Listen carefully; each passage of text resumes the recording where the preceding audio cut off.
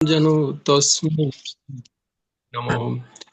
শ্রীচৈতন্য মনোভীষ্টং স্থাপিतं যেন ভূতলে স্বয়ং রূপং কদা মह्यं দদাতি সপদান্তিকम्।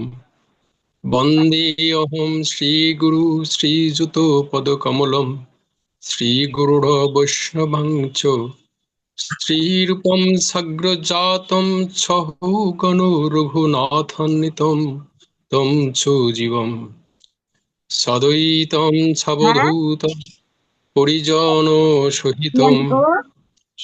চৈতন্যদেবং শ্রীরাধা কৃষ্ণ পাদং সহ গণললিতা শ্রীবিশাখান্বিতাং চ নমো বিষ্ণুপাদায় কৃষ্ণপৃষ্ঠায় ভূতলে শ্রীমতে ভক্তিবেদান্ত স্বামিনেতি নামিনে নমস্তে সরস্বতী দেবে গৌরবাণী প্রচারিণে নির্বিশেষ শূন্যবাদী পাশ্চাত্য দেশ তারিণে নমো মহাবদান্নায় কৃষ্ণ প্রেম প্রদায়তে কৃষ্ণায় কৃষ্ণ চৈতন্য নাম্নে গৌরতীশে নমো নমঃ। পঞ্চতত্ত্বাত্মকं কৃষ্ণं ভক্তরূপ স্বরূপকম ভক্তয়বতারম ভক্তাখ্যম নমামি ভক্ত শক্তিকম। হে কৃষ্ণ করুণা সিন্ধু দীনবন্ধু জগৎপতে গোপেশ গোপিকা কান্ত রাধাকান্ত নমোস্তুতে। তপ্ত কাঞ্চন গৌরাঙ্গী রাধে বৃন্দাবনেশ্বরী বৃষভানুসুতে দেবী প্রণমামি হরিপ্রিয়ে। ওম বৃন্দাবৈ তুলসী দেব্যৈ প্রিয়াयै কেশবস্য চ কৃষ্ণ ভক্তি প্রদে দেবী সত্যবত্যৈ নমো নমঃ। নীলাচল নিবাসায় নিত্যায় পরমাত্মনে বলভদ্র সুভদ্রাভ্যাম জগন্নাথায় তে নমঃ। জয় শ্রীকৃষ্ণ চৈতন্য প্রভু নিত্যানন্দ শ্রী অদ্বৈত গদাধর শ্রীবাস আদি গৌরভক্ত বৃন্দ। হরে কৃষ্ণ কৃষ্ণ কৃষ্ণ হরে হরে হরে রাম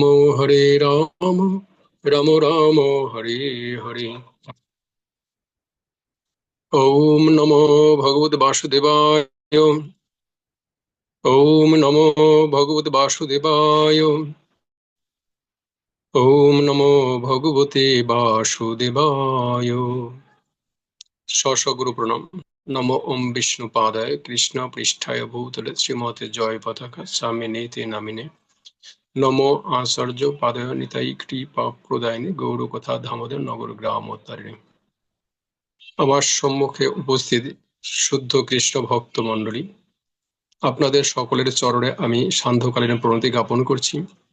কৃপাপূর্বক আমার প্রণাম গ্রহণ করুন এবং আমার উপর আপনাদের কৃপা বাড়ি বর্ষণ করুন। বাঞ্ছাকল্পতরুভ্যশ্চ কৃপা সিন্ধুভ্যেব চ পতিতানাং পাবনেভ্যো বৈষ্ণবেভ্যো নমো নমঃ। হরে কৃষ্ণ। গীতা জয়ন্তী উপলক্ষে এই যে আপনারা সকলেই যে গীতার প্রত্যেকটি অধ্যায় আলোচনা করার একটা ব্যবস্থাপনা করেছেন, এটা যেমনি ভাবে আমাদের গীতা অধ্যয়ন, গীতা শ্রবণ এবং একই সাথে আমাদের জীবনের পরিচালনার দিকসমূহ আমরা লাভ করতে পারবো, ঠিক একইভাবে এখানে অনেক শ্রোতা বা রেকর্ডিং অবস্থায় অনেকে হয়তোবা শ্রবণ করবেন, তারাও এই আয়োজন থেকে উপকৃত হবে। গীতা জয়ন্তী মানেই হচ্ছে গীতা প্রচার। গীতা প্রচার মানেই হচ্ছে প্রত্যেকটি মানুষকে তার নিত্য সম্পর্কে সচেতন করে পরমেশ্বর ভগবানের সাথে সম্পর্কিত করা। তাই এই মহৎ আয়োজনের মাধ্যমে আমরা আজকে এই গীতা জয়ন্তী উপলক্ষে গীতার দ্বিতীয় অধ্যায় আলোচনা এবং শ্রবণের সুযোগ লাভ করেছি। ইতিমধ্যে আমরা প্রথম অধ্যায় এবং গীতার ভূমিকা শ্রবণ করেছি। আজকে সম্ভবত দ্বিতীয় দিন। দ্বিতীয় দিনে আমরা দ্বিতীয় অধ্যায় আলোকপাত করব যে এখানে কি আছে।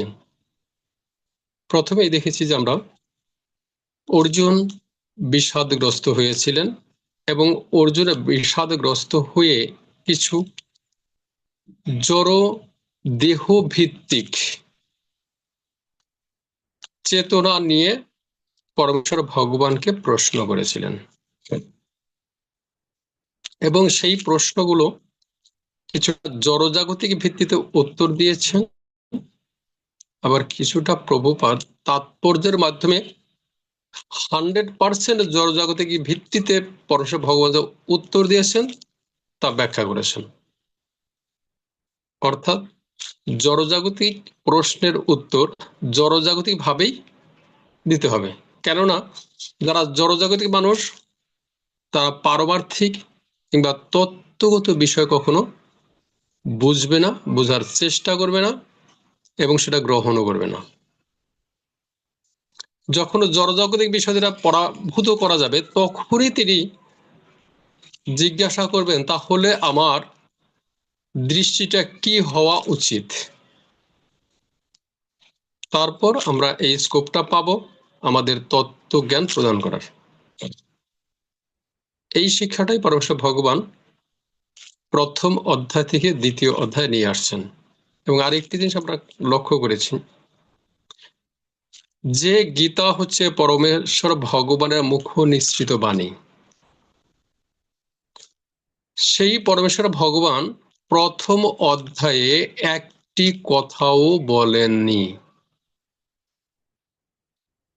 তার মানে শিক্ষণীয় বিষয়টি হচ্ছে যিনি রোগী তার কথা ডক্টর আগে শ্রবণ করবেন, তার সমস্যাটা আইডেন্টিফাই করবেন, তারপরে তাকে ট্রিটমেন্ট দেবেন। কাজে আমরাও যদি কোথাও প্রচার করার জন্য যাই তাহলে সেখানকার অবস্থা আমাদের আগে বুঝতে হবে, সেখানকার মানুষের সাথে কথা বলে তাদের মনোভাবটা কি সেটা জানতে হবে। জানার পরে তাদের মনোভাব অনুযায়ী আমাকে প্রথম পরিবেশন করতে হবে, তার পরবর্তীতে আমাদের যে তত্ত্বটা দেবার প্রয়োজন সেটা আমরা আস্তে আস্তে দেব। এইখান থেকে আমাদের এই বিষয়টি শিক্ষণীয়। যাই হোক, আমরা দেখেছি যে অর্জুন মোহগ্রস্ত হয়েছিলেন কেন?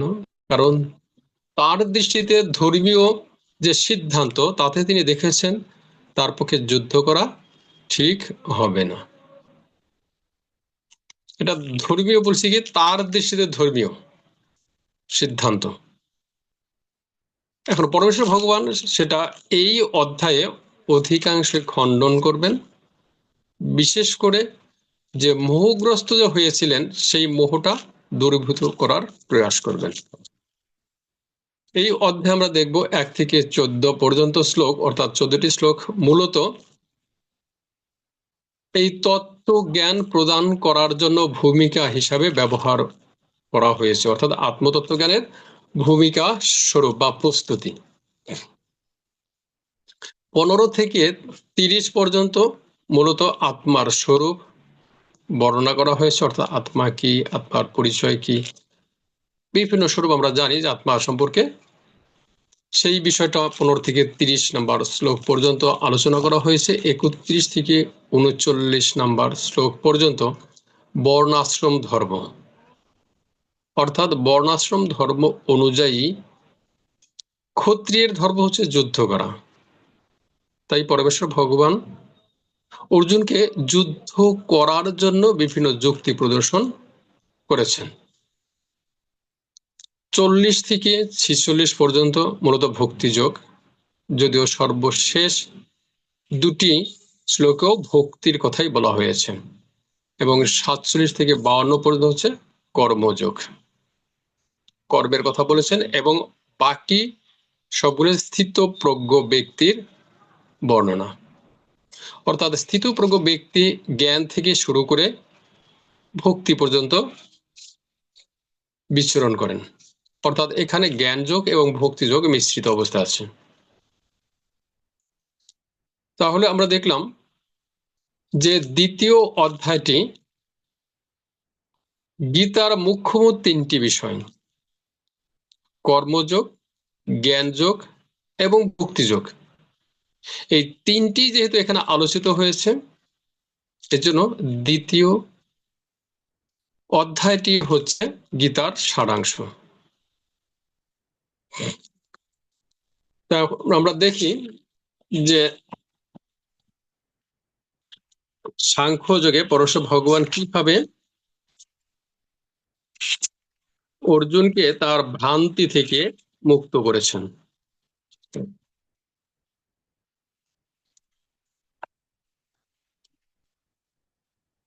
প্রথমে 2 নম্বর শ্লোকটা আমরা পড়ি। শ্রী ভগবান উবাচ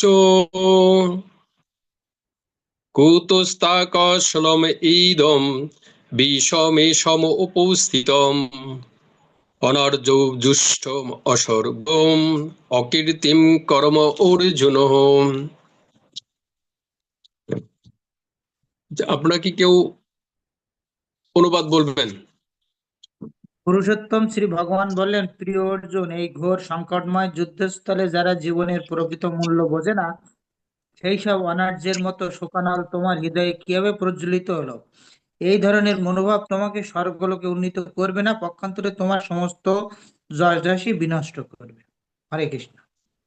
এখানে প্রভুপাদ এই যে শ্রী ভগবান উবাচ, এই কথাটা অত্যন্ত জোর দিয়েছেন।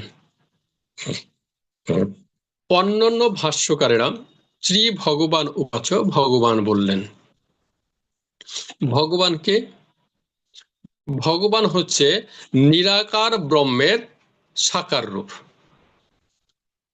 যেহেতু নিরাকার ব্রহ্মের সাকার রূপ যে কোনো বিষ্ণু অবতারকেই নির্দিষ্ট করে, এজন্য তারা এই ভগবানের চরম অবস্থা বলে মনে করে পরম ব্রহ্মকে, এবং সেটাও কি নিরাকার। অতএব তারা ভগবান শব্দের অর্থ ভগবান ছাড়া আর কোনো কিছুই উল্লেখ করেননি। কিন্তু এখানে প্রভুপাদ বলছেন সে ভগবানটি কে, স্পেসিফিক সেখানে গীতা জ্ঞান দান করেছে কে? কৃষ্ণ।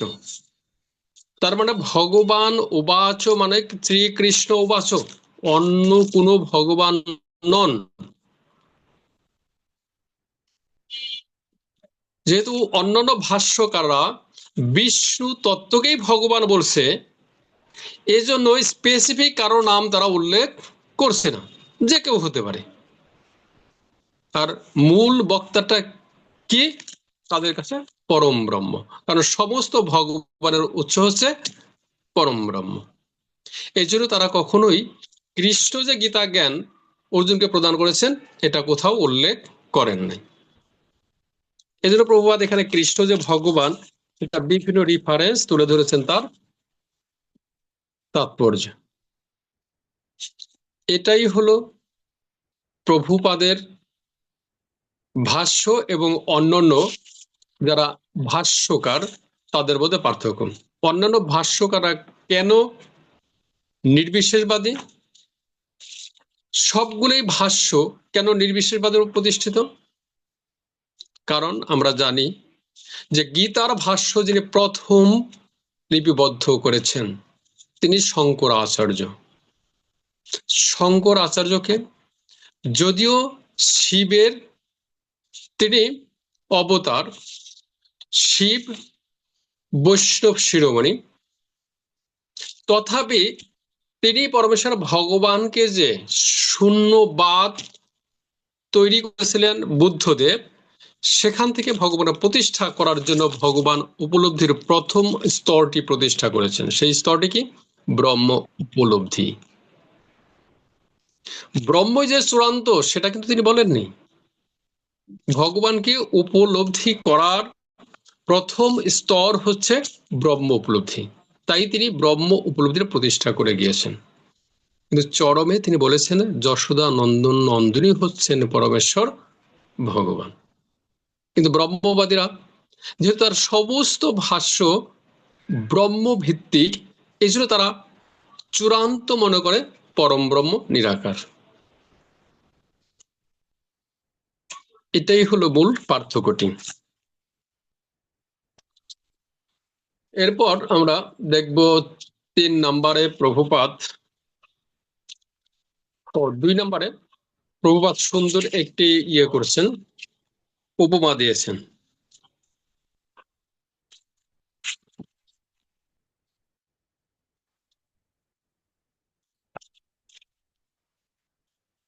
প্রভুপাদ অর্জুনের শোককে ডুবে যাওয়া পোশাকের সঙ্গে তুলনা করেছেন।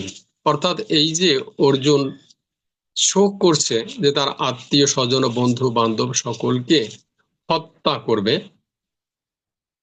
এটাকে তিনি বলছেন যে এক রাজা যখন জলে ডুবে যাচ্ছে তখন তার পোশাককে রক্ষা করার মতো, অর্থাৎ রাজাকে রক্ষা না করে পোশাককে রক্ষা করার মতো। তাহলে পোশাক কি করে হলো? রাজাকে এখানে বোঝানো হচ্ছে আত্মা, আর পোশাক বলতে বোঝানো হচ্ছে আমাদের দেহ। কাজেই আমরা দেহকে রক্ষা করার জন্য সমস্ত ব্যবস্থা নিচ্ছি, কিন্তু আত্মার সুরক্ষার জন্য কোনো ব্যবস্থা নিচ্ছে না। আত্মার সুরক্ষাটা কি? এই যে অধঃপতিত হচ্ছে সেই অধঃপতন থেকে রক্ষা করা, সেটা হচ্ছে আত্মার সুরক্ষা। অতএব সেই আত্মার সুরক্ষা না দিয়ে তার পোশাক স্বরূপ দেহের সুরক্ষার কথা আমরা ভাবছি। এজন্যই বলা হচ্ছে সে যে শোকটা করছে সেটা প্রকৃতপক্ষে রাজাকে না বাঁচিয়ে তার পোশাককে সুরক্ষা দেওয়ার মতো। 2:3 প্রভুপাদ উল্লেখ করেছেন কৃষ্ণ ভক্ত অত্যন্ত বিনয়ী হবেন, তবে প্রয়োজন বোধে তাকে অবশ্যই বজ্রের মতো কঠিন হতে হবে। তাহলে বিনয়ী না হলে কখনো কেউ কৃষ্ণ ভক্ত হতে পারে না। কিন্তু কৃষ্ণ ভক্ত মানে এই নয় যে সমস্ত অপরাধ সে সহ্য করবে। কোন অপরাধ সে সহ্য করবে না? যদি তাকে হত্যা করার জন্য কেউ উদ্যত হয় তবু তিনি তার প্রতিবাদ করবেন না, সেটা তার নিজের কর্মফল বলে গ্রহণ করবেন। তাহলে কতটা বেরিয়ে দেখুন। কিন্তু যদি কোনো বৈষ্ণব কিংবা পরমেশ্বর ভগবানের বিরুদ্ধে আচরণ করে তখন বৈষ্ণব বজ্রের মতো কঠিন হবে। এই কোন কোন ক্ষেত্রে একজন ভক্ত বজ্রের মতো কঠিন হবে সে বিষয়টি প্রভুপাদ উল্লেখ করেছেন 19, 21 এবং 27 নম্বর শ্লোকে। সেখানে আমরা দেখব পরবর্তীতে।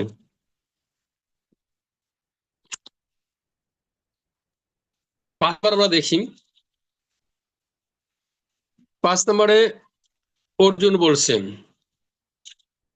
গুরু ন হত্যা হি মহানুভাবান শ্রেয় ভোক্তুম ভোক্তুম অপিহ লোকে হত্যার্থ কামামস্তু গুরুনি হইব ভুঞ্জীয় ভোগান রুদির প্রদিধান। একজন আলোচনা করুন, অনুবাদ।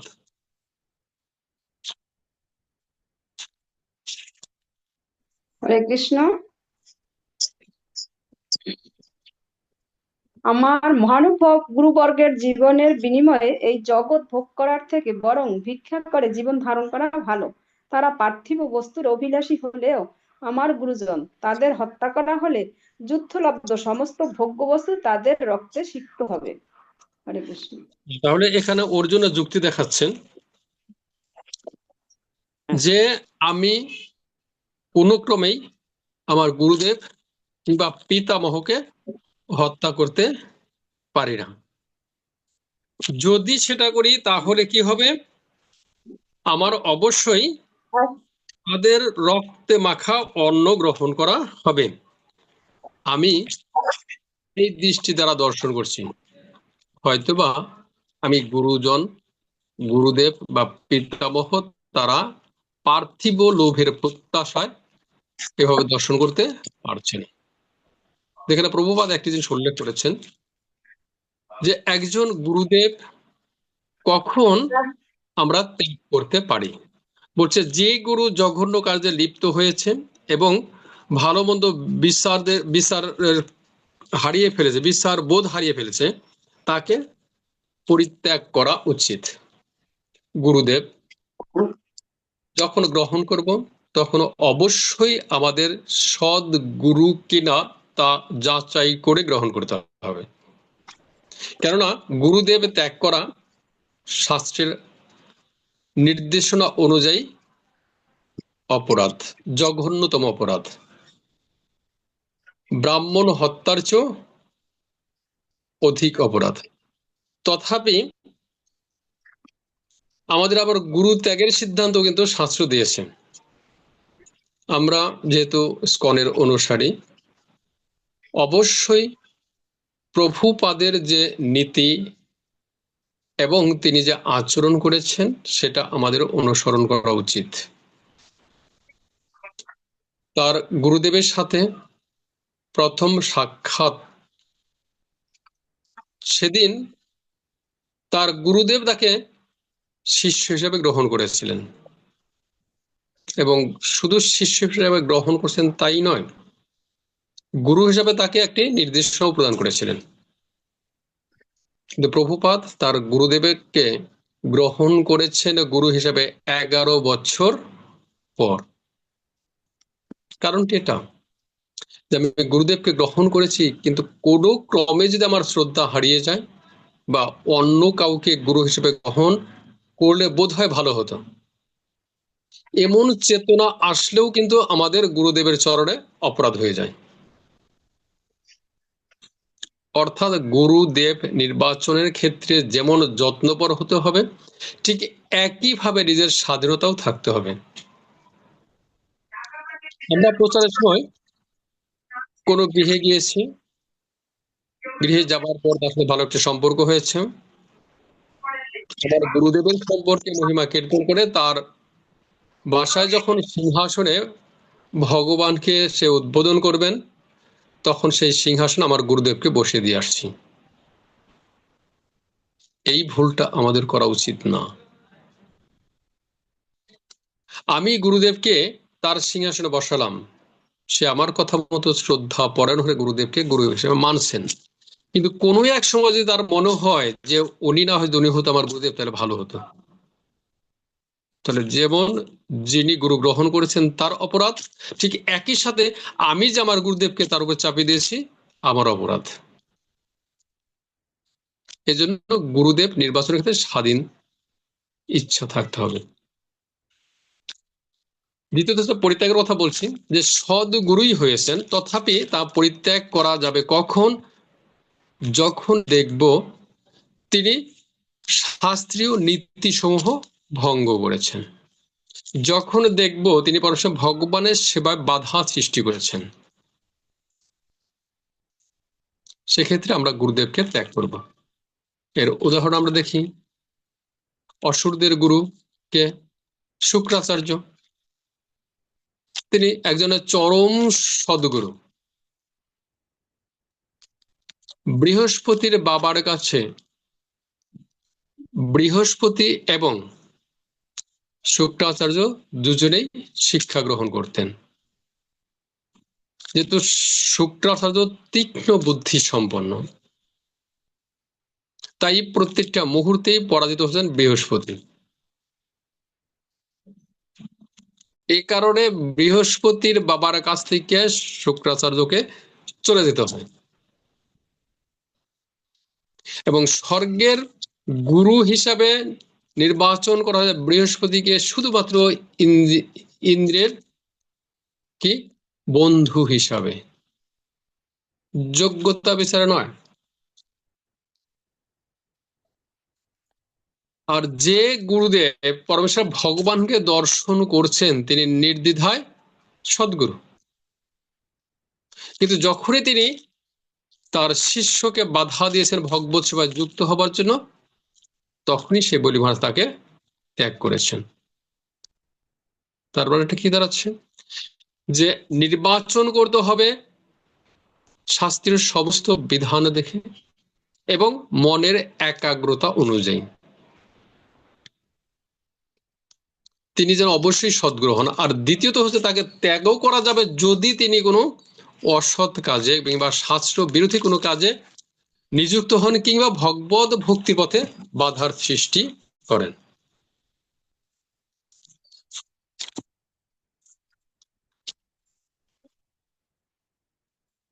পরবর্তী 7 নম্বর শ্লোকটা আমরা দেখি।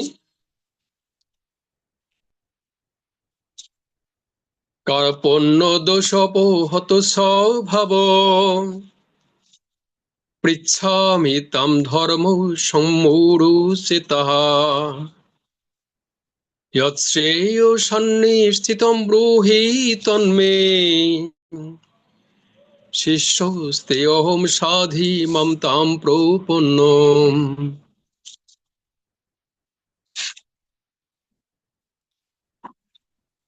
হ্যাঁ, বলুন একজন।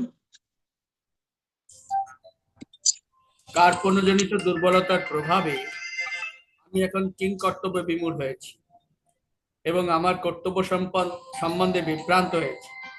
এই অবস্থায় আমি তোমাকে জিজ্ঞাসা করছি, এখন কি করা আমার পক্ষে শ্রেয়স্কর তা আমাকে বলো। এখন আমি তোমার শিষ্য এবং সর্বতোভাবে তোমার শরণাগত, দয়া করে তুমি আমাকে নির্দেশ দাও। এই যে এখানে কি দাঁড়ালো, যখন আমরা কিং কর্তব্য বিমূঢ় হব। কিং কর্তব্য বিমূঢ় কেন হয়েছেন?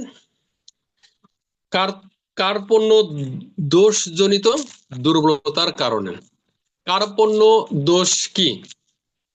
কার্পণ্য দোষ হচ্ছে আমার সম্পদ আছে, সেই সম্পদ আমি যদি বিতরণ না করি, অর্থাৎ আমার জ্ঞান আছে, আমি জ্ঞান বিতরণ করছি না, আমার অর্থ আছে, আমি অর্থ বিতরণ করছি না, সেটা হচ্ছে কার্পণ্য দোষ।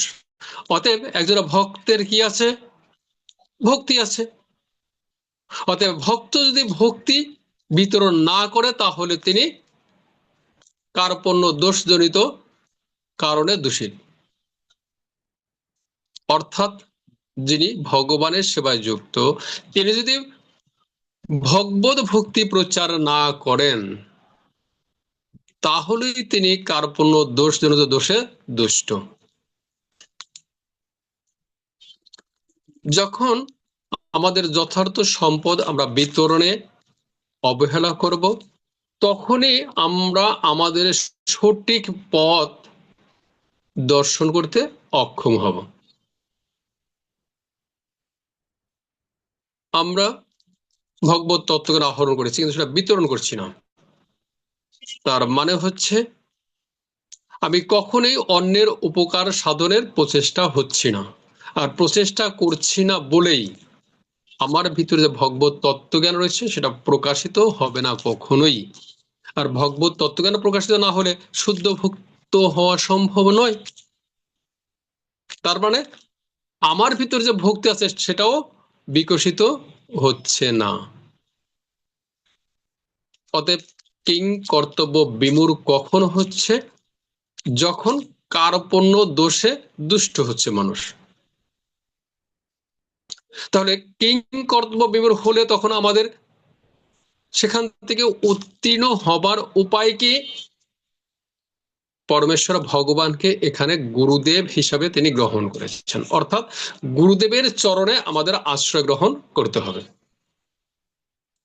কাজে আমরা প্রতিনিয়ত কোন সিদ্ধান্ত নিতে যদি দ্বিধা বোধ করি, তখন যদি আমরা গুরুদেবকে স্মরণ করি তাহলে সেই বিষয়ে অতি দ্রুতই সিদ্ধান্ত লাভ করতে পারব। এখানে অর্জুন তাই পরমেশ্বর ভগবানকে সরাসরি গুরু হিসাবে গ্রহণ করছে। আমি তোমার শিষ্য, এবং সর্বতোভাবে তোমার শরণাগত। সর্বতোভাবে শরণাগত মানে কি?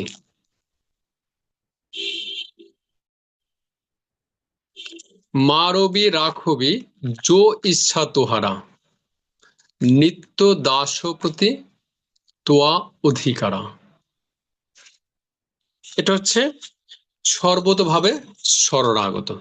তাহলে আমাদের যদি কখনো সিদ্ধান্ত নিতে দ্বিধাগ্রস্ত হই আমরা, তাহলে অবশ্যই তখন পরমেশ্বর ভগবানের যে শুদ্ধ ভক্ত, যার চরণ আমার জন্য নির্ধারণ করেছেন শ্রী গুরুদেব, তার চরণে সমর্পিত হলে আমরা একটি দিক নির্দেশনা পাবো। এখন আমরা বলতে পারি যে আমার গুরুদেবকে আমি কোথায় পাবো? গুরুদেব প্রতিটি মুহূর্তে আমাদের হৃদয়ে রয়েছেন। তখন আমাদের হৃদয় থেকে এই গুরুদেব আমাদের দিক নির্দেশনা প্রদান করবেন। আমি গত 7-8 হাজার লোকের রান্না প্রায় দায়িত্বটা দিয়েছে সুব্রতদেব আমাকে, যে আপনার করতে হবে। আমার দায়িত্ব কি মানে কি, রাঁধুনি আছে কিন্তু তদারকির দায়িত্ব। 4টে চুলা চলছে, আমি সুন্দর বসে আছি, চলছে তো চলছে। মানে যে সময় আছে এই সময় কমপ্লিট হবে কিনা আমি জানি না। হঠাৎ করে এক ভক্ত আসছে, প্রভু আপনি তো শেষ করতে পারবেন না, চুলা আর 4টে তাড়াতাড়ি বসাই দেন। বুঝেছেন? ঠিক আর 4টে চুলা বসা দিলাম এবং যথারীতি সময় আমার সে রান্না শেষ হলো। এই যে জিনিসটা কোথা থেকে আসছে? যেহেতু আমি দায়িত্ব নিয়েছি, সেবা করার মতো মন মানসিকতা ছিল, চলে আসছে।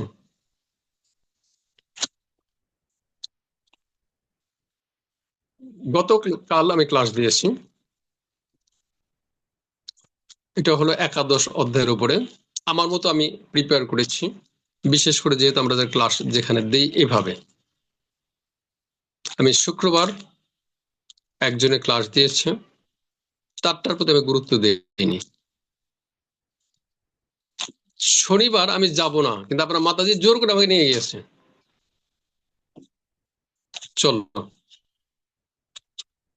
আজকে যাই, ছুটি আছে চলো যাই।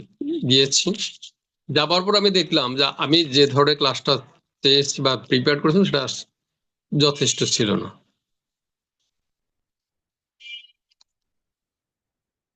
তার মানে কি হচ্ছে, যে আমরা যখন একনিষ্ঠ হব কোনো কিছু করার জন্য, তখন পরমেশ্বর ভগবান যে কোনো ভাবেই হোক আমাদের উপায়টা বের করে দেবেন।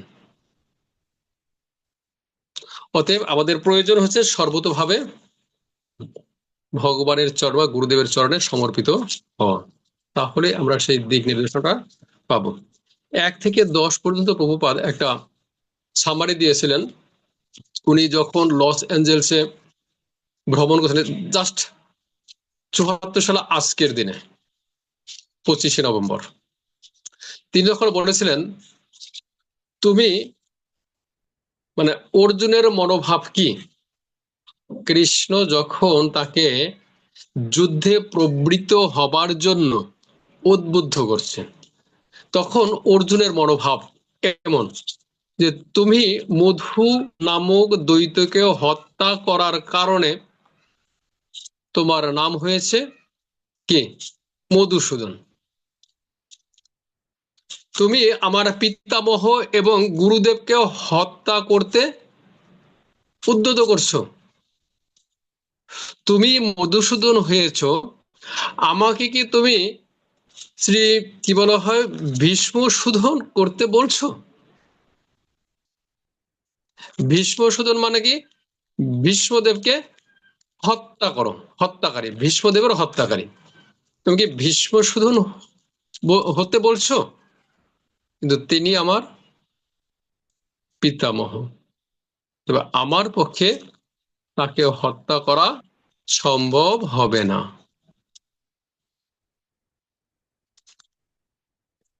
তাই পরমেশ্বর ভগবান ক্রমান্বয়ে তাকে এই অবস্থা থেকে উত্তরণ করাচ্ছেন। পরবর্তীতে আমরা 11 থেকে কি বলছিলাম, 11, 14 পর্যন্ত, 15 থেকে 30 পর্যন্ত।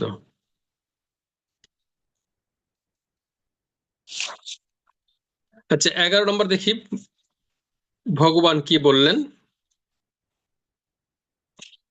যখন একথা বলছেন তখন ভগবান কি বলছেন। শ্রী ভগবান উবাচ অশৌচান্ন অন্নৌশোচোত্তম প্রজ্ঞাবাদং ভাষুষে গতাশুনো গতাসু অংশ ন অনুশোচন্তি পণ্ডিতা। একজন বলুন। হরে কৃষ্ণ। পরমেশ্বর ভগবান বললেন, তুমি প্রাজ্ঞের মতো কথা বলছো, অথচ যে বিষয়ে শোক করা উচিত নয় সেই বিষয়ে শোক করছো। যারা যথার্থই পণ্ডিত তারা কখনো জীবিত অথবা মৃত কারো জন্যই শোক করেন না। শোক করেন না। তাহলে কি বলছেন, যে তুমি প্রাজ্ঞের মতো কথা বলছো। এই যে প্রাজ্ঞের মতো কথা বলা, আমাদের সমাজে কোন ব্যক্তিটি প্রাজ্ঞের মতো কথা বলার প্রয়াস করে না? যে একেবারেই মূর্খ, অশিক্ষিত, তিনিও কথা বলতে চান প্রাজ্ঞের মতো। কোনো বিষয়ে তার ধারণা থাকুক আর না থাকুক, সেখানে তার মতামত দিতেই হবে। এটা প্রত্যেকটা মানুষের সাধারণ বৈশিষ্ট্য। তাহলে যদি তুমি প্রাজ্ঞই হতে, ভগবান কিভাবে তাকে আক্রমণ করেছেন, যদি তুমি প্রাজ্ঞই হতে তাহলে প্রাজ্ঞ ব্যক্তিরা বা বিজ্ঞ ব্যক্তিরা যে বিষয়ে শোক করে না সেই বিষয়ে তুমি শোক করছো। তা না, পরমেশ্বর ভগবান কোনো তত্ত্বজ্ঞান দিচ্ছে না, পরমেশ্বর ভগবান কোনো সরাসরি নিজে থেকে কথা বলছে না, যুক্তি প্রদর্শন করছে না, তার কথা দিয়ে তাকেই পরাস্ত করছে। যে তুমি প্রাজ্ঞ, আমি মানব, কিন্তু যারা প্রাজ্ঞ মানুষ, যারা বিজ্ঞ মানুষ, তারা এ ব্যাপারে শোক করে না, অথচ তুমি সেখানেই শোক করছো। তার মানে কি তুমি প্রাজ্ঞ নও। এভাবে ভগবান তার কথা দিয়েই তাকে বিদ্ধ করেছে। এটাই কিন্তু আমাদের কৌশল। ভগবান আমাদেরকে শিক্ষা দিয়েছে যে আমাদের সমাজের মানুষ এভাবে বিভিন্ন কথা বলার চেষ্টা করে, কিন্তু তারা যে আসলে যথার্থভাবে বিষয়গুলো অনুধাবন করতে পারে না তা বোঝানোর জন্য একটি উদাহরণই যথেষ্ট। এমন কোনো উদাহরণ দিব যখন সে নিজে লজ্জা পাবে, কিন্তু সে ক্রোধান্বিত হতে পারবে না। কেননা ভক্তের আচরণ কি, ভক্তের আচরণে কেউ যেন আঘাতপ্রাপ্ত না হয়। সরাসরি কারো বিরুদ্ধে করা যাবে না, কিন্তু সে বুঝবে যে আমার কথাটা ঠিক নেই।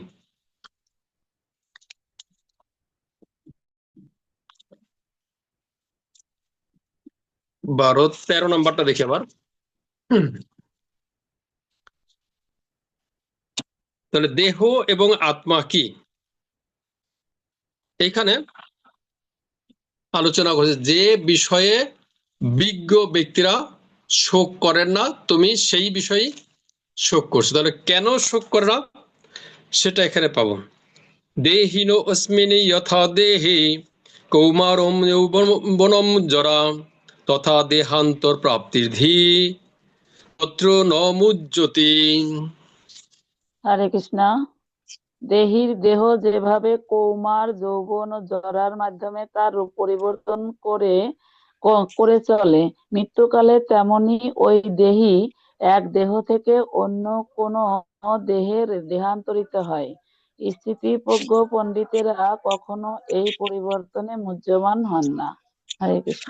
এই যে স্থিতপ্রজ্ঞ ব্যক্তিরা, বিজ্ঞ ব্যক্তিরা কেন শোক করেন না, কারণ হচ্ছে আত্মা কোথা দেহের ভিতর থাকে।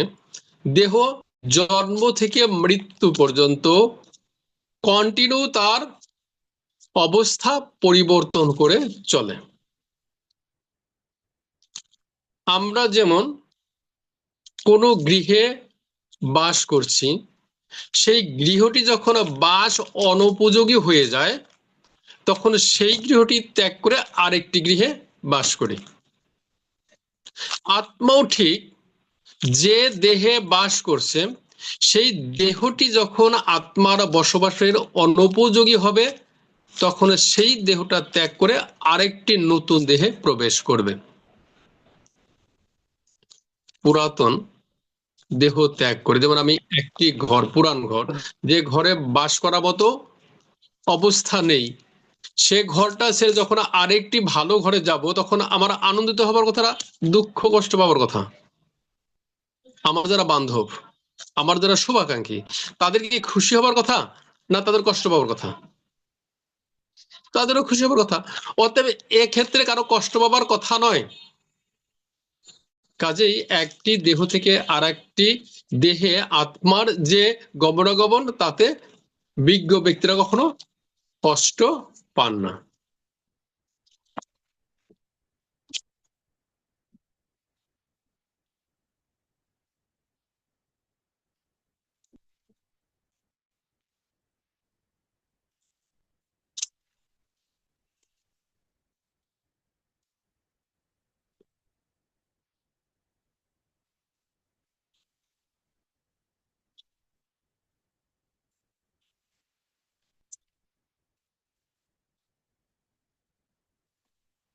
ষোলো নম্বরটা দেখি আমরা। ন অসত বিদ্যতে ভাবো ন অভাব বিদ্যতে সতঃ উভয়োপি দৃষ্টন্তু তনয়ৌ তত্ত্বদর্শিভি। হরে কৃষ্ণ। অনুবাদ: তত্ত্বদ্রষ্টাগণ সিদ্ধান্ত করেছেন যে অনিত্য জড় বস্তুর স্থায়িত্ব নেই এবং নিত্য বস্তুর কখনো বিনাশ হয় না। তারা উভয়ের প্রকৃতি সম্বন্ধে অবগত হয়ে এই সিদ্ধান্তে উপনীত হয়েছেন। হরে কৃষ্ণ। তাহলে এখানে কি বললো যে অনিত্য বস্তু এবং নিত্য বস্তু। অনিত্য বস্তু কি এবং নিত্য বস্তু কি? অনিত্য মানে হচ্ছে যা সৃষ্টি এবং প্রলয় রয়েছে। নিত্য হচ্ছে যা কখনোই ধ্বংস হয় না। অতএব অনিত্য বস্তু কি? এই সমস্ত ব্রহ্মাণ্ডই অনিত্য। কেননা আব্রহ্ম ভুবান্ন লোকা পুনরাবর্তি ন অর্জুন। হে অর্জুন, এই ভূ থেকে ব্রহ্মাণ্ডের সমস্ত পুনরায় আবর্তনশীল, অর্থাৎ সৃষ্টি হবে এবং ধ্বংসপ্রাপ্ত হবে। যা সৃষ্টি এবং ধ্বংস আছে তা কখনো নিত্য নয়, তা অনিত্য। এই অনিত্য বস্তু কোথা থেকে সৃষ্টি? অনিত্য বস্তু উৎস হচ্ছে অনিত্য, যাকে বলা হয় ব্রহ্ম। ব্রহ্ম কি অনিত্য? এখন এই যে ব্রহ্ম আর পরব্রহ্মের মধ্যে পার্থক্যটি আবার আসছি। ব্রহ্মবাদীদের মতে প্রত্যেকটি দেহ, জীব কিংবা আত্মাই হচ্ছে ব্রহ্ম। ব্রহ্ম কি ক্লিয়ার তাদের ধারণা? যে প্রত্যেকটি জীবই হচ্ছে ব্রহ্ম বা প্রত্যেকটি আত্মাই হচ্ছে ব্রহ্ম। আর এই জীব কোথায় লয়প্রাপ্ত হবে? পরম ব্রহ্মে, যা মোহতত্ত্বে। অতএব পরম ব্রহ্ম বলতে তারা কাকে বোঝাচ্ছে? মোহতত্ত্বকে বা ব্রহ্মকে। এর জন্য তারা চূড়ান্ত সিদ্ধান্ত নিয়েছেন যে ব্রহ্ম থেকেই সৃষ্টি এবং ব্রহ্মেই লয়প্রাপ্ত হয়।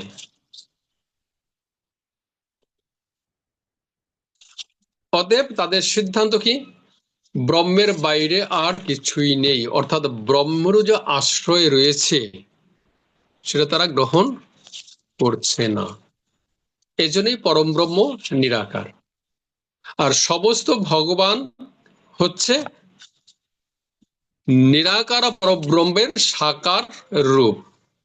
এজন্য দুর্গা ভগবান, গণেশ ভগবান, কৃষ্ণ সহ সমস্ত বিষ্ণু অবতার ভগবান, এমনকি রামকৃষ্ণ পরমহংসদেব, কিংবা যারা ব্রহ্ম লাভ করেছে, ব্রহ্মদেব, তার প্রত্যেকেই ভগবান।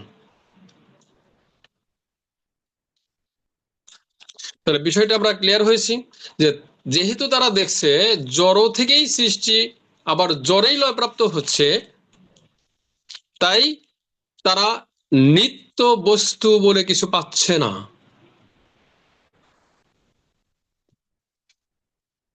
ব্রহ্ম থেকে সৃষ্টি, ব্রহ্মেই লয়প্রাপ্ত, কিংবা মহত্ব থেকে সৃষ্টি, মহত্বতেই সমস্ত কিছু লয় হবে।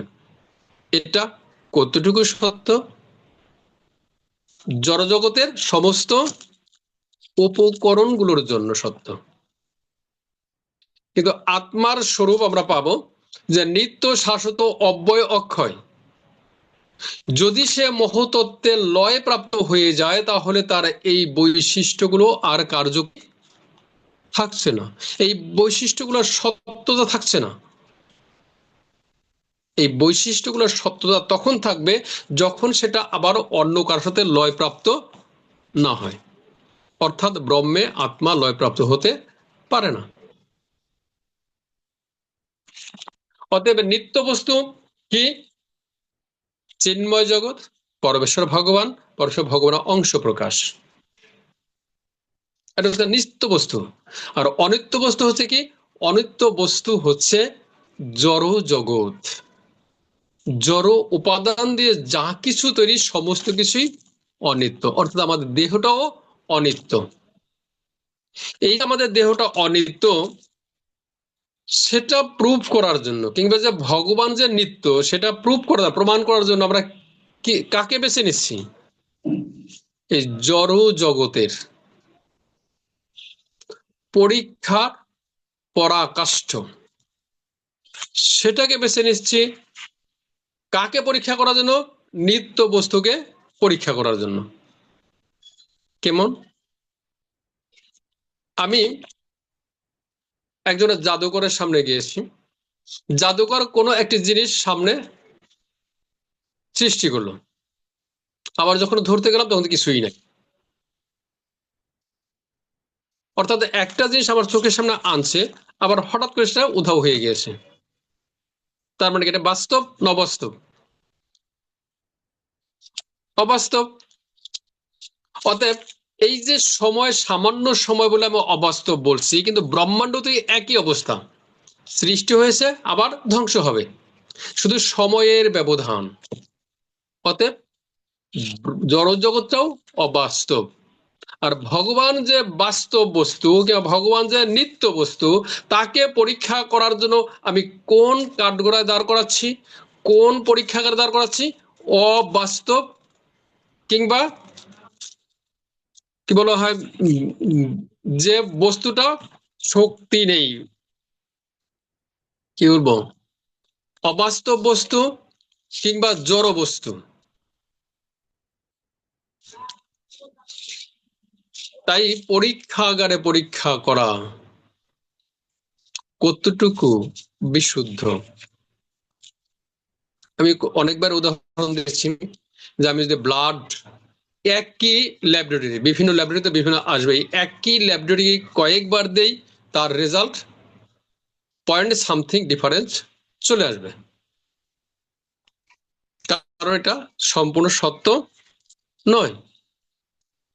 তাই নিত্য বস্তু যা স্থায়ী, আর অনিত্য বস্তু হচ্ছে এই জড় জগৎ। তাই জড় জগতের অনিত্য বস্তু কখনো স্থায়ী নয়, অর্থাৎ আমাদের জড় দেহটি স্থায়ী নয়। আর কোন দেহটি নিত্য বস্তু? আত্মাটি নিত্য বস্তু, তা কখনো ধ্বংসপ্রাপ্ত হয় না। যেহেতু তা কখনো ধ্বংসপ্রাপ্ত হয় না, অতএব তার জন্য শোক করা আমাদের উচিত নয়। আর জড় দেহটি যেহেতু সৃষ্টি আছে, ধ্বংসপ্রাপ্ত হবেই, অতএব তার জন্য আমাদের শোক করা উচিত নয়।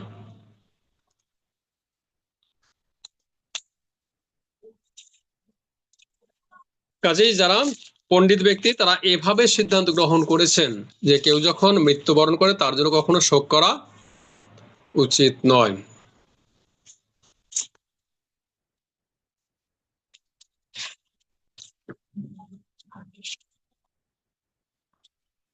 আত্মাকে বিভিন্ন বিভিন্ন জন বিভিন্ন ভাবে বর্ণনা করে থাকেন।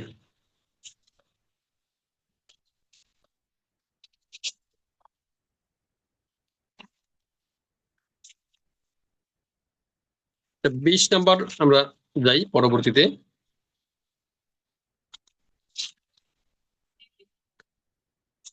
ন জয়তে ম্রিয়তে বা কদাচিন নয়ম ভূত্তা ভবিতা বা ন ভূয়ঃ অজো নিত্য শাশ্বতয়ম পুরাণ নহন্যতে হন্য মানে শরীরে। কেউ একজন বলুন। হরে কৃষ্ণ। আত্মার কখনো জন্ম হয় না বা মৃত্যু হয় না, অথবা পূর্ণ তার উৎপত্তি বা বৃদ্ধি হয় না। তিনি জন্মরহিত, শাশ্বত, নিত্য এবং পুরাতন, হলেও চিরনবীন। শরীর নষ্ট হলেও আত্মার কখনো বিনষ্ট হয় না। আত্মার বৈশিষ্ট্য কি? জন্ম হয় না এবং মৃত্যু হয় না, অথবা পুনঃ তার উৎপত্তি বা বৃদ্ধিও হয় না। তিনি জন্মরহিত, শাশ্বত, নিত্য, পুরাতন হলেও চিরনবীন। শরীর নষ্ট হলেও আত্মা কখনো বিনষ্ট হয় না। যে আত্মার বৈশিষ্ট্য কি সেটা এখানে উল্লেখ করা হয়েছে। আত্মা এবং পরমাত্মার মধ্যে পার্থক্য কি? এখানে প্রভুপাদ বলছে আত্মার সচেতনতা এবং পরমাত্মার সচেতনতার মধ্যে অবশ্য অনেক পার্থক্য রয়েছে, কারণ পরমাত্মা হচ্ছেন সর্বজ্ঞ। তিনি সর্ব অবস্থায় ভূত, ভবিষ্যৎ এবং বর্তমান সম্বন্ধে সম্পূর্ণভাবে অবগত। স্বতন্ত্র জীবের চেতনা, বিস্মৃতি শ্রবণ, সে যখন তার সচ্চিদ আনন্দময় স্বরূপের কথা ভুলে যায়, তখন সে কৃষ্ণের পরম উপদেশ থেকে শিক্ষা ও আলোক প্রাপ্ত হয়ে, কিন্তু শ্রীকৃষ্ণ বিস্মরণশীল জীবের মতো নয়। যদি তাই হতো, কৃষ্ণের ভগবদ গীতার উপদেশাবলী অর্থহীন হয়ে যেত। অনু আত্মা এবং পরমাত্মা হচ্ছে বিভু। কি কি পার্থক্য আছে? আত্মা, পরমাত্মা উভয়ই নিত্য, শাশ্বত, অব্যয়, অক্ষয়, জন্ম মৃত্যু রহিত। তথাপি তাদের মধ্যে পার্থক্য হচ্ছে কি? আত্মা সচ্চিদ আনন্দময় হওয়া সত্ত্বেও সে বিস্মরণ হয়ে যায়। পরমাত্মা সচ্চিদ আনন্দময়।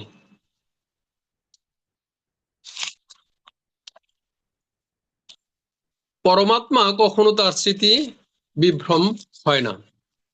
আত্মা কেবলমাত্র তার দেহ সম্পর্কেই জ্ঞাত, কিন্তু পরমাত্মা সর্বজ্ঞ। তিনি সমস্ত বিষয় সম্পর্কে জ্ঞাত।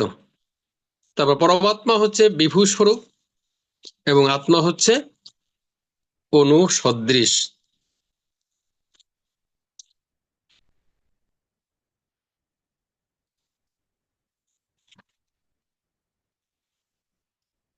এখন আবার আত্মার পরিচয় পরবর্তী আবার 22 নম্বর শ্লোকে দিয়েছে।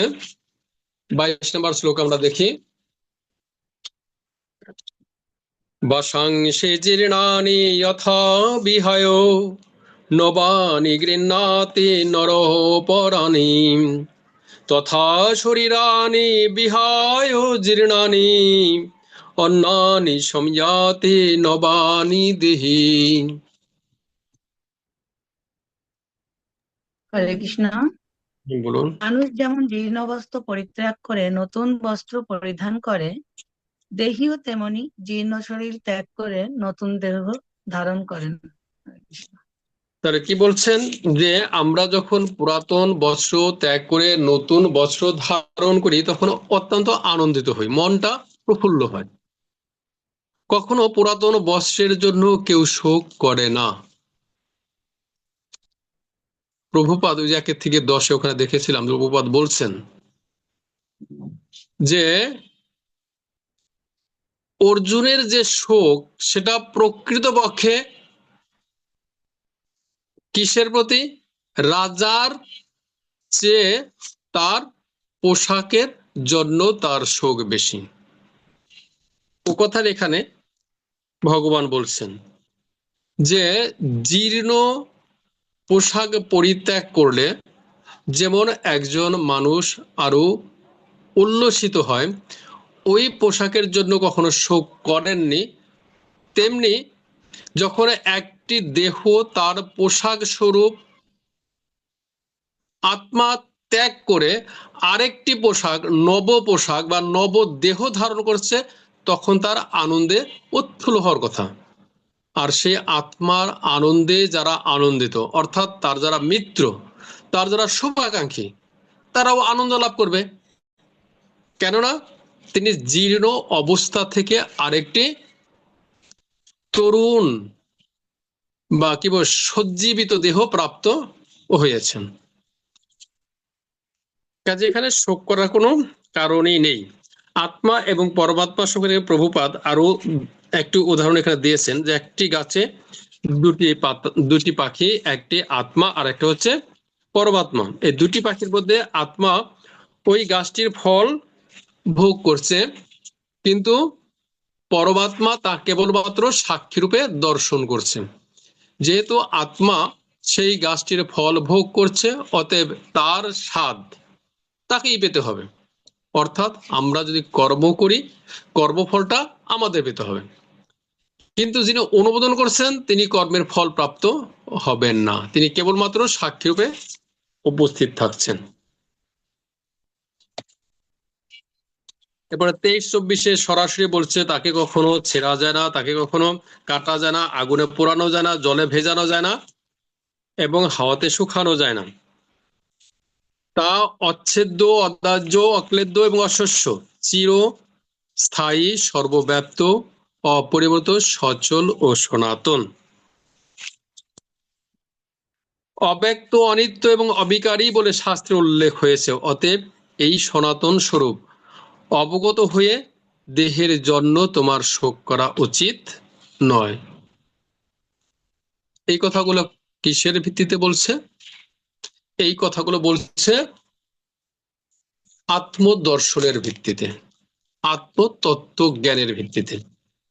তাহলে এত সময় আমরা যে আলোচনাগুলো করেছি, সে আলোচনাগুলোর মুখ্য বিষয় হচ্ছে আত্মা কি, দেহ কি, জড়দেহের সাথে আত্মার কি সম্পর্ক।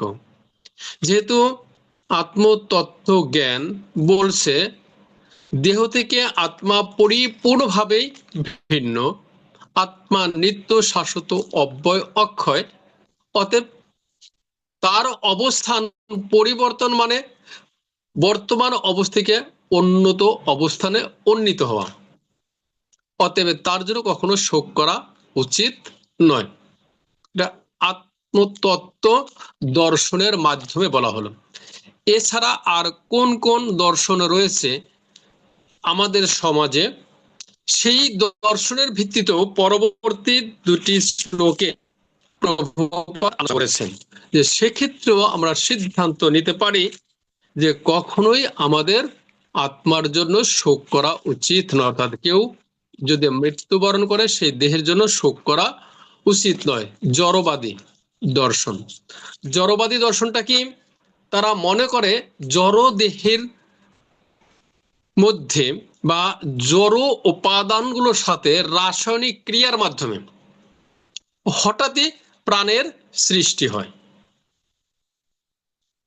আবার সেই প্রাণটি নির্দিষ্ট সময় সক্ষম থেকে আবার বিনষ্ট হয়ে যায়। তাহলে কি দাঁড়ালো? সহজ কথা, জড় বস্তু থেকে প্রাণের সৃষ্টি এবং আবার জড় বস্তুতেই নিঃশেষ হয়ে যায়।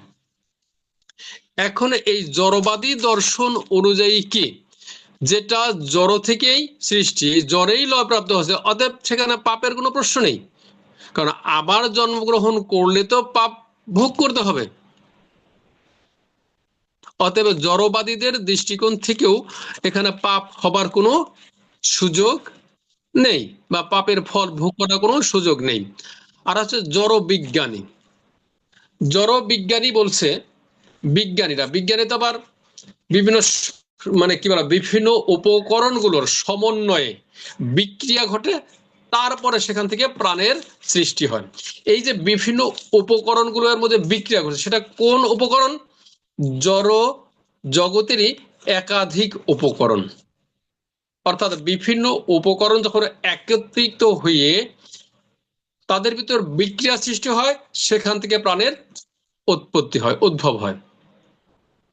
আবার জড়জাগতিক বিবর্তনের কারণে সেই প্রাণটা আবার জড় বস্তুতে মিশে যায়। অতএব এই দর্শন থেকেও কি যে প্রায় একই, যে জড় বস্তু থেকে সৃষ্টি জড় বস্তুতেই শেষ হয়ে যাচ্ছে। তাহলে এখানে আমার কর্মফল ভোগ করার কোনো সুযোগ আছে কি? নাই।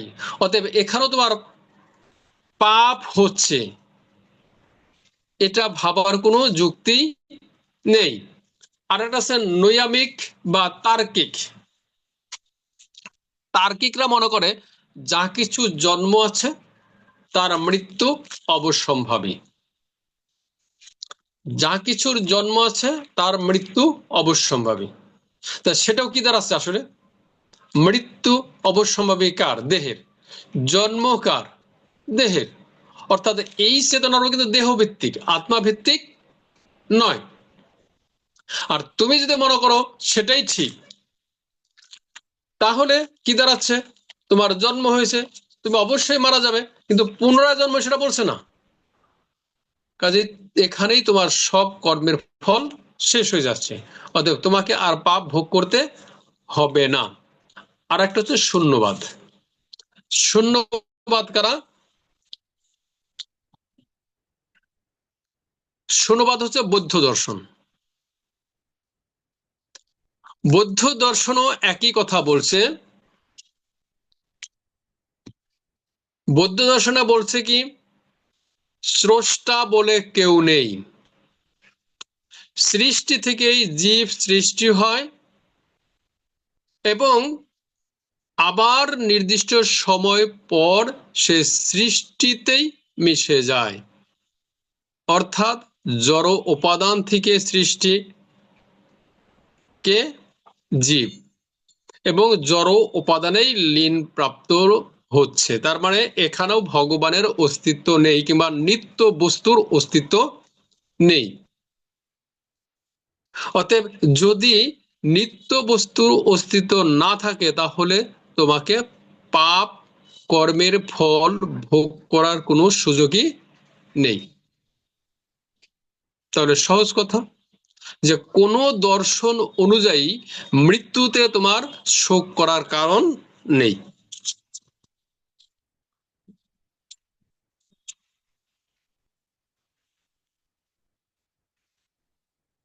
আঠাশ নম্বরটা আমরা একটু দেখি। অব্যক্তাদীনি ভূতানি ব্যক্তমুদ্ধানি ভারত অব্যক্তা নিধনান্যেবৌ তত্র কা পরিবেদনা। একজন বলুন। অনুবাদ। হে ভারত, সমস্ত সৃষ্ট জীব উৎপন্ন হওয়ার আগে অপ্রকাশিত থাকে, তাদের স্থিতিকালে প্রকাশিত থাকে এবং বিনাশের পর আবার অপ্রকাশিত হয়ে যায়। সুতরাং তার জন্য শোক করার কি প্রয়োজন? তাহলে এখানে কি বললো? প্রত্যেকটা জীব অর্থাৎ আত্মা উৎপন্ন হবার আগে অপ্রকাশিত থাকে। উৎপন্ন কখন হচ্ছে? যখন এই জড়জগতে নিক্ষিপ্ত হচ্ছে। উৎপন্ন কখন হচ্ছে? যখন সে মহতত্ত্বে নিক্ষিপ্ত হচ্ছে। মহতত্ত্ব কি? মহতত্ত্ব হচ্ছে পরমেশ্বর ভগবান বলছেন মহৎ ব্রহ্মজনী, যে জনিতে আমি বীজ প্রদানকারী পিতা,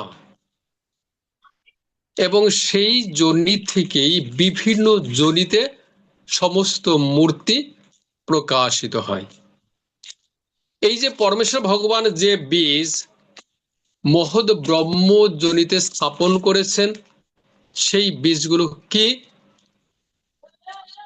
বৈকুণ্ঠে যে জীব অহংকার বশত নিজেদের ভোক্তাভিমান মনে করেছিল, তারাই হচ্ছেন দূষিত বীজ, দূষিত আত্মা। সেই আত্মাগুলোকে মহতত্ত্ব নামক যোনিতে পরমেশ্বর ভগবান বাসুদেব নিক্ষেপ করেছেন।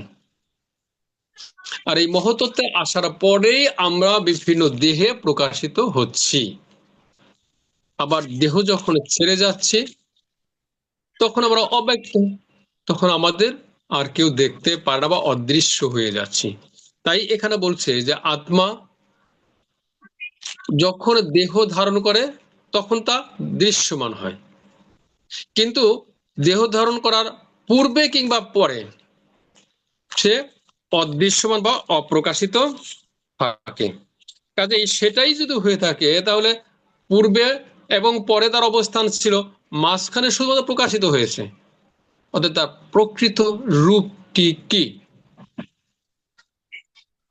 প্রকাশ অবস্থায় নয়, প্রথমে অপ্রকাশিত ছিল, সেটাই তার রূপ, কোন ক্রমে প্রকাশিত হয়েছে, আবার সেই তার নিত্য রূপে অপ্রকাশিত হয়ে যাবে। অতএব তোমার শোক করার কোনো কারণই নয়।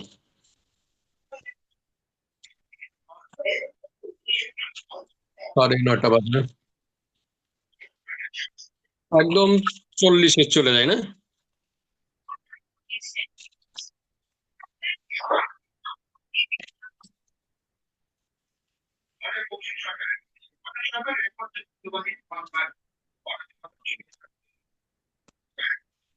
তাহলে সাংখ্য যোগটা কি আমরা তো বুঝতে পারছি যে সাংখ্য যোগ হচ্ছে আত্মা এবং দেহ ভিন্ন, আত্মার স্বরূপ এবং দেহের স্বরূপ এক নয়, দেহ অনিত্য কিংবা আত্মা নিত্য।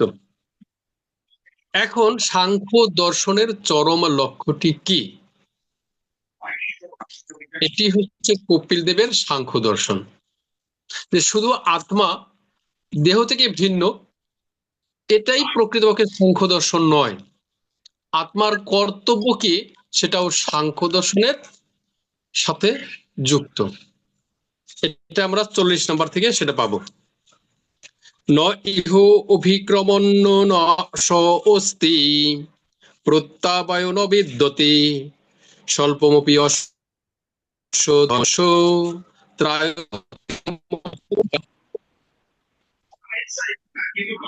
হরে কৃষ্ণ। ভক্তি যোগের অনুশীলন কখনো ব্যর্থ হয় না এবং তার কোনো ক্ষয়ও নেই। তার স্বল্প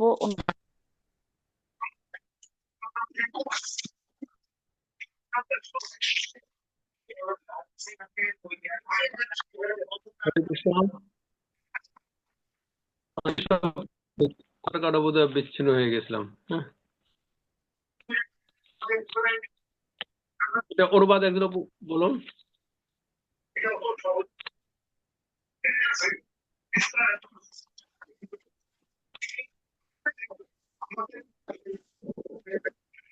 মাতাজি বুঝতে পারছি না।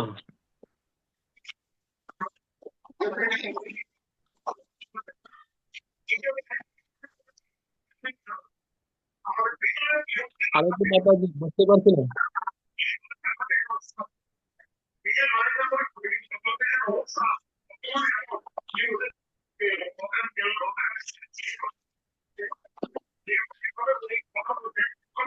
হরে কৃষ্ণ, শোনা যাচ্ছে বাবু?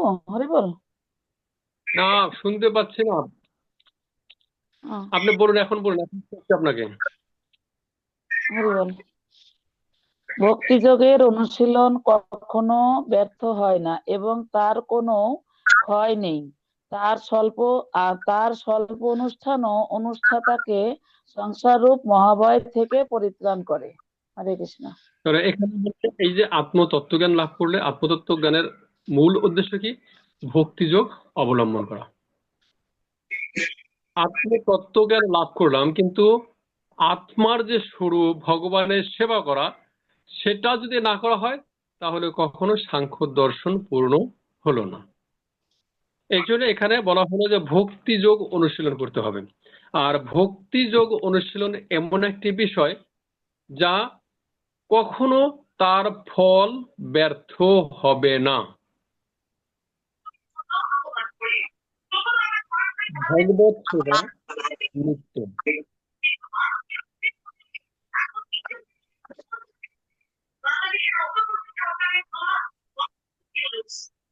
গোলক প্রভু আরতি মাতাজিকে একটু মিউট করে দিন।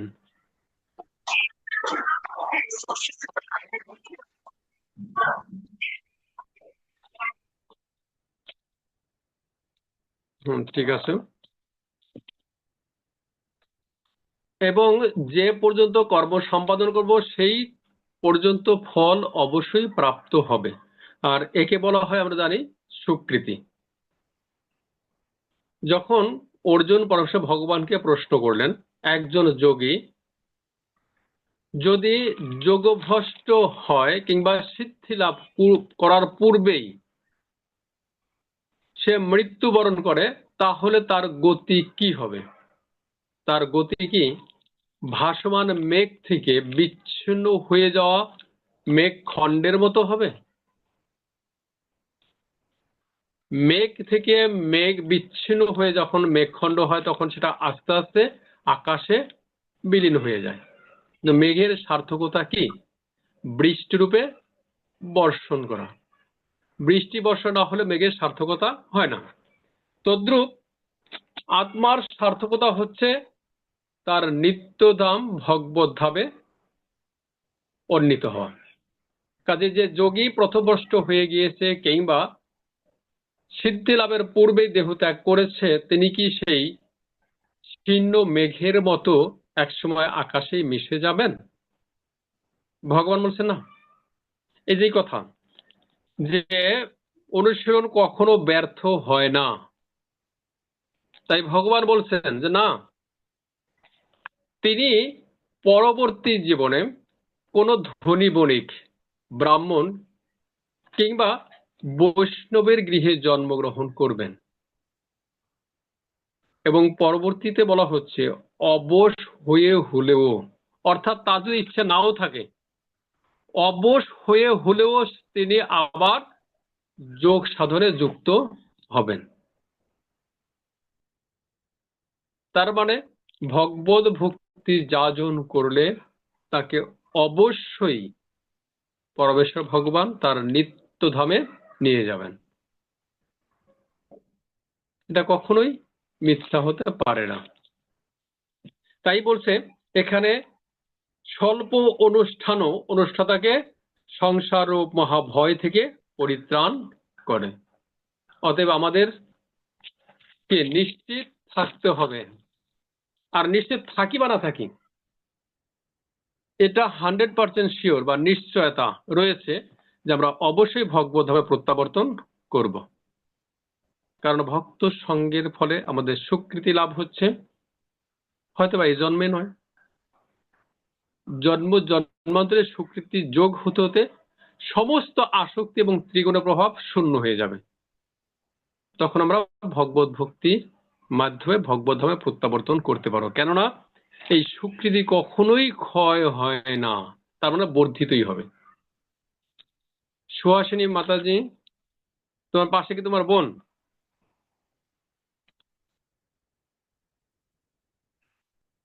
হ্যাঁ প্রভু। তোমার ছোট বোন? হ্যাঁ প্রভু। খুশি হলাম। কোন ক্লাসে পড়ো? Inter second year. Very good. মানে পুরাটাই হলো আমাদের সুবল কানাই প্রভুর কৃতিত্ব, ওনার ভক্তির প্রভাব। প্রভু ও ঠিক আছে, দীক্ষা পেয়েছে কিন্তু। তাই দুজনেই একসাথে দীক্ষা পেয়েছো? হ্যাঁ, দুজনে একসঙ্গে দীক্ষা আছে। সুন্দর।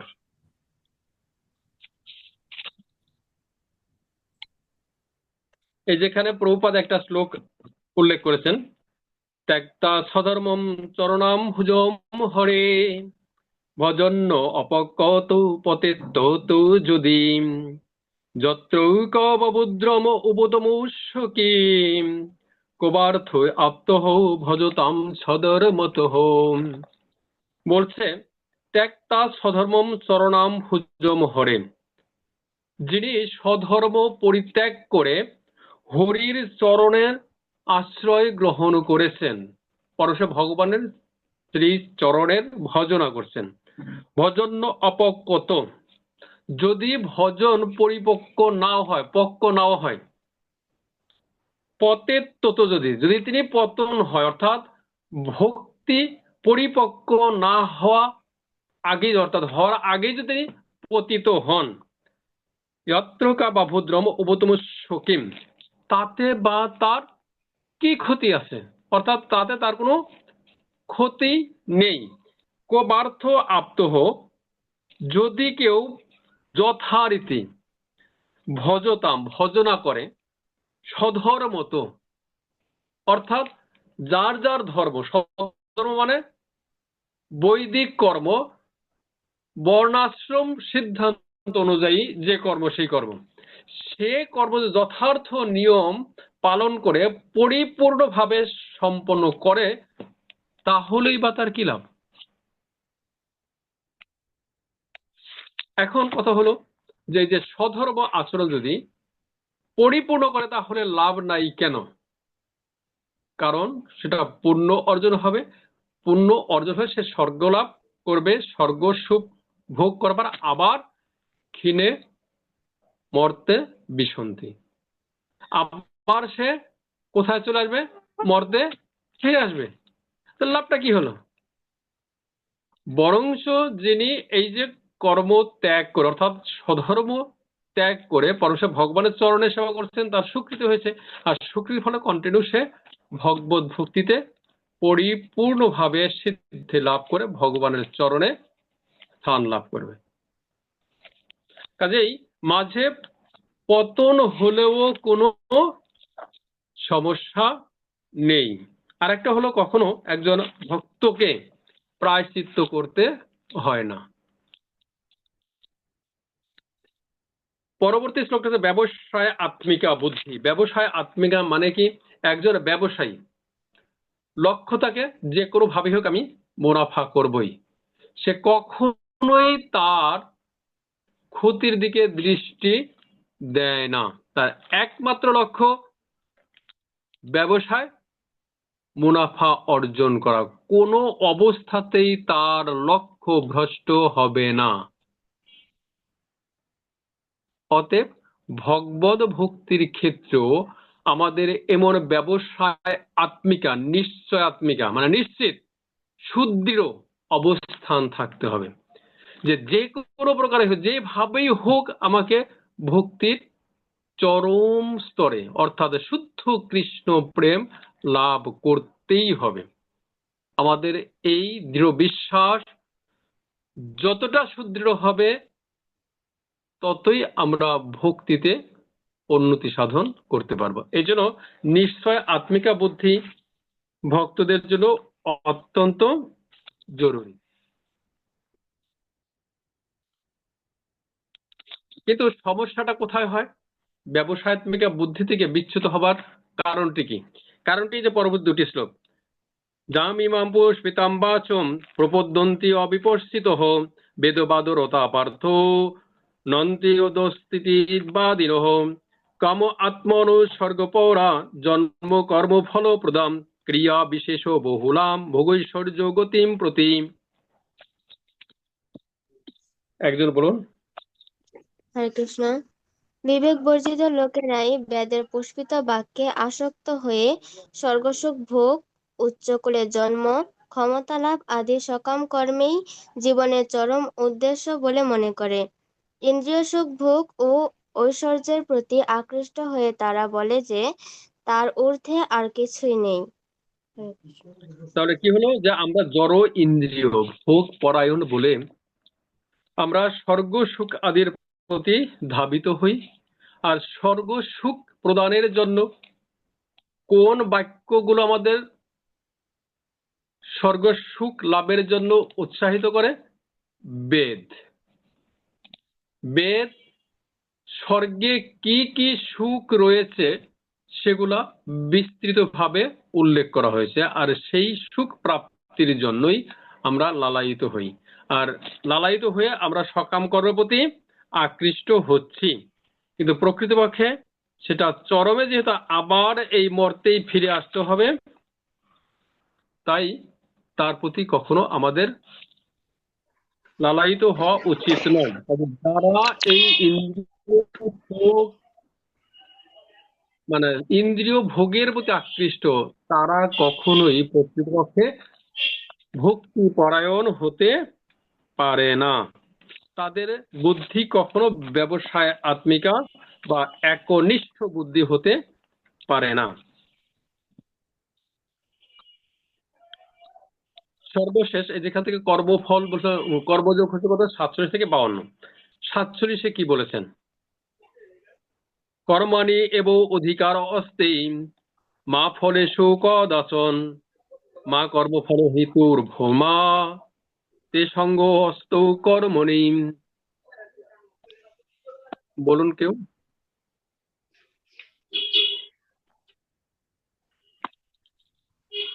হরে কৃষ্ণ। স্বধর্ম বিহিত কর্মে তোমার অধিকার আছে, কিন্তু কোনো কর্মফলে তোমার অধিকার নেই। কখনো নিজেকে কর্মফলের হেতু বলে মনে করো না, এবং কখনো স্বধর্ম আচরণ না করার প্রতিও আসক্ত হয়েও না। এখানে কর্ম কোন কর্ম? এটা কোন কর্ম? অকর্ম, নিষ্কাম কর্ম, কর্ম।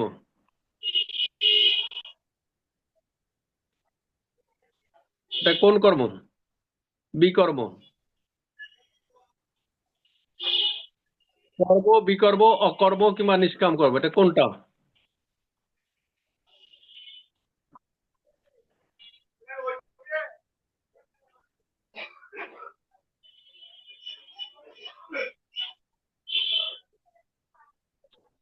কি বাবলু প্রভু বলতে চাচ্ছেন? না।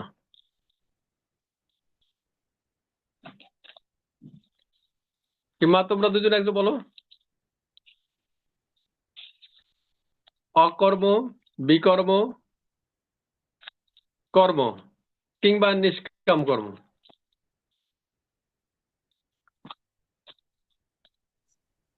হরে কৃষ্ণ। হুম, তা অকর্ম বোঝাচ্ছে। অকর্ম। অকর্ম মানে কি? অকর্ম হচ্ছে ভগবানকে সন্তুষ্ট করার জন্য যে সমস্ত কর্ম করা হয়। এখানে অকর্ম মানে হচ্ছে যে কর্ম কোনো কর্মই না, যে কর্ম কোনো কর্মই না, অর্থাৎ আমি কর্মই করি না। এখানে কর্তা কর্ম করছে। ভগবান বলছেন কি তোমার কর্মে অধিকার আছে, কর্মের ফলে নেই। তার মানে আমি কর্ম করছি, ঠিক আছে, কিন্তু ফলে অধিকার নেই মানে কি ফলটা পরমেশ্বর ভগবানের চরণে সমর্পণ করেছি। তাহলে আমি কর্ম করছি, কর্মের ফলটা পরমেশ্বর ভগবানের চরণে সমর্পণ, অর্থাৎ ফল প্রত্যাশা করছি না, ফল কামনা করছি না। তার মানে কি নিষ্কাম কর্ম। ক্লিয়ার? কর্ম করছি কিন্তু কর্মের ফল কামনা করছি না, তার মানে নিষ্কাম কর্ম। অকর্ম কি? যেটা কর্মই না, মানে কর্তা কর্ম সম্পাদন করে না। তাহলে কে করে? পরমেশ্বর ভগবান। তাহলে যে কর্মগুলো পরমেশ্বর ভগবান করছেন আমরা কখনোই কর্তা হিসাবে দাবি করি না, সেটা হচ্ছে অকর্ম। তাহলে প্রকৃতি ক্রিয়মানানি গুণই কর্মানি সর্বস্ব, অর্থাৎ পরমেশ্বর ভগবান প্রকৃতির 3টি গুণের মাধ্যমে সর্বকর্ম সম্পাদন করেন।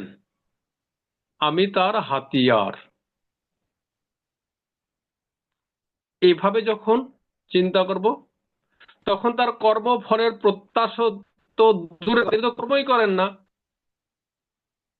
অতএব তার কর্মফলের আশাও থাকবে না, কিংবা কর্মফল ভগবানের চরণে সমর্পণ করার কোনো সুযোগ তার নাই। কাজে অকর্ম হচ্ছে বিশুদ্ধ কর্ম, অকর্ম হচ্ছে ভগবত কর্ম। ক্লিয়ার?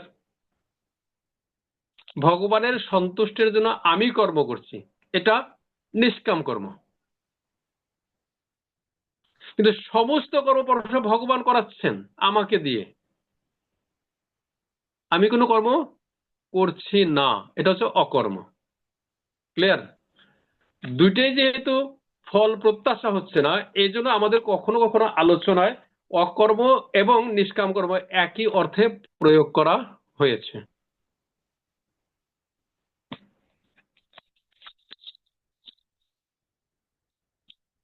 তা বিকর্ম তো আমরা জানি যেটা শাস্ত্র বিরুদ্ধ কর্ম, অর্থাৎ একটি দেশের আইন বিরুদ্ধে যে কর্ম সেগুলো বিকর্ম। তদ্রূপ শাস্ত্র যে সমস্ত কর্ম করতে নিষেধ করেছে তা হচ্ছে বিকর্ম, আর কর্ম হচ্ছে শাস্ত্রের বিধান অনুযায়ী সম্পাদন করা।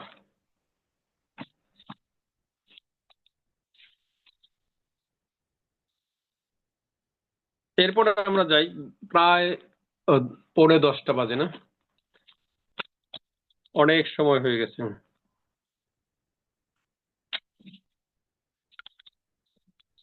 আমরা সর্বশেষে দেখি 54 থেকে,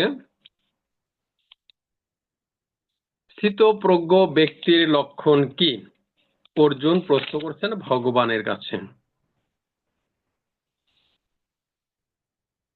তিনি কিভাবে কথা বলেন, তিনি কোথায় অবস্থান করেন এবং তিনি কিভাবে বা বিচরণ করেন? পরমেশ্বর ভগবান এই প্রশ্নগুলোর উত্তর দিয়েছেন 55 থেকে 72 নম্বর শ্লোক পর্যন্ত। 55 নম্বরে হচ্ছে স্থিত ব্যক্তির লক্ষণগুলো কি।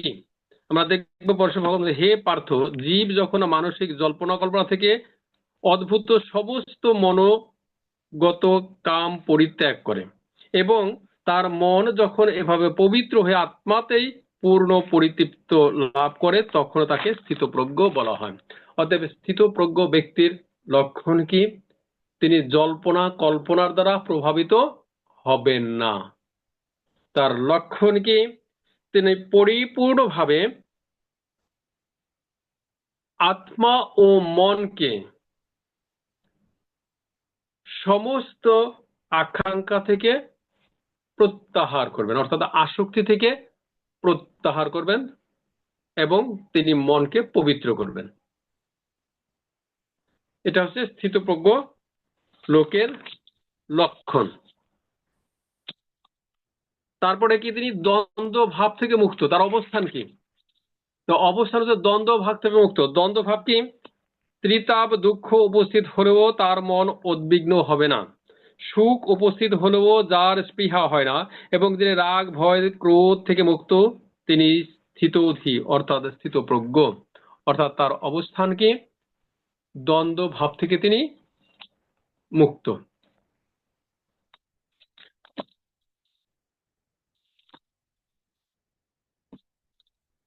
জগতের সমস্ত জড় বিষয় আসক্তি রহিত, প্রিয় বস্তু লাভে আনন্দিত হন না এবং অপ্রিয় বিষয় উপস্থিত হলো এটাও দ্বন্দ্ব ভাব থেকে মুক্ত।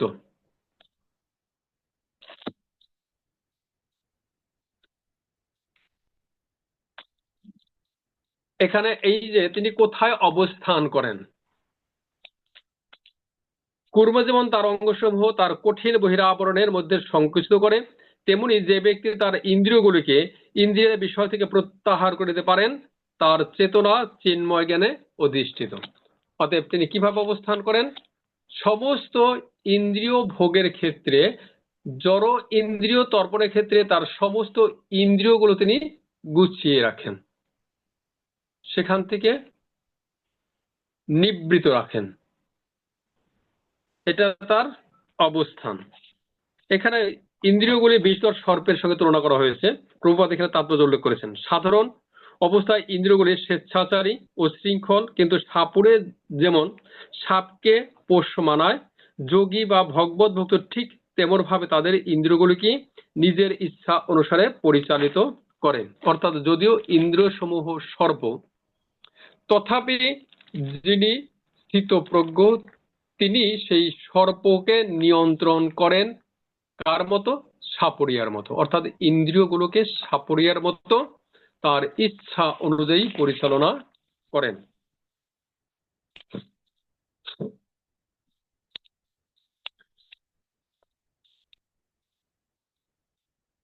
প্রভু, আমরা এই অধ্যায়টা আরেকটা দিন কি আপনি সময় পাবেন? তাহলে আর একটু ক্লিয়ার হয়। আমার মনে হচ্ছে একটু বেশি তাড়া হয়ে যাচ্ছে। তাহলে তো হলে তো ভালো হতো। না, সেটাই হোক, এখন তো সেটাই হোক। শেষের দিকে আগামীকালকে এটা আমরা কন্টিনিউ করি। তাহলে আবার পিছনে যেতে হবে না? একটু একটু কয়েকটা পিছনে করে এসে হ্যাঁ, আমি তো আজকে শেষ করতে চাচ্ছিলাম এইভাবে। আচ্ছা, ঠিক আছে তাহলে। ভালো গৌরবপূর্বক কথা বলেন।